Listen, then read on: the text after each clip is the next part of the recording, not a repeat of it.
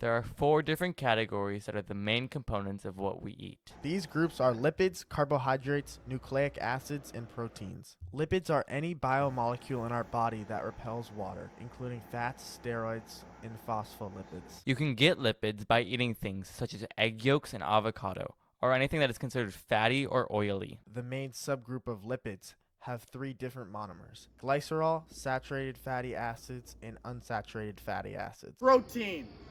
Proteins are large macromolecules that perform an assortment of tasks for our body. Some examples of proteins in our everyday lives include animal meats, fish, dairy products, seeds, and nuts.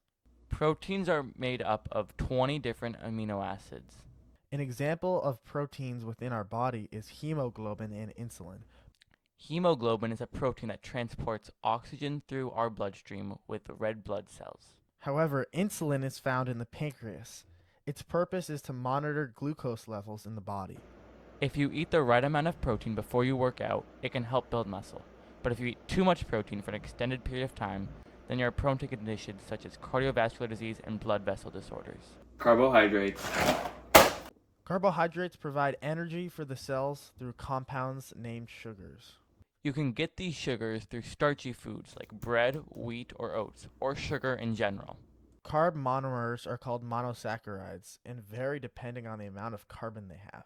But the most common is carbon 6, or glucose. Glucose has an isomer called fructose, which is also a common monosaccharide.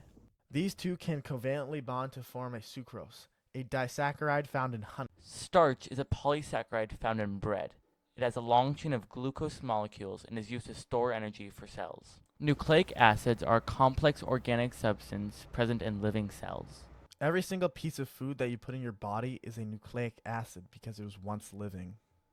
Nucleic acids are the foundations of the strands of DNA and RNA, but are made up of smaller nucleotides. Examples of nucleotides include guanine and cytosine, which are made of carbon, hydrogen, oxygen, nitrogen, and phosphorus.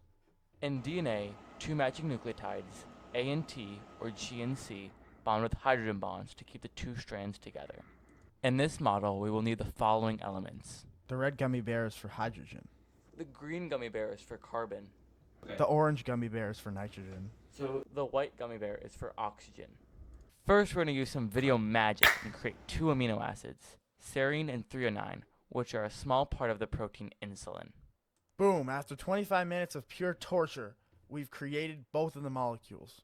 For dehydration synthesis to occur, one water molecule has to be taken out of the molecules. To do this, we can take a hydrogen from the amino group and a hydroxyl from the carboxyl group. The removed hydrogens and oxygen are able to bond, forming a water molecule, while the two amino acids are left unstable.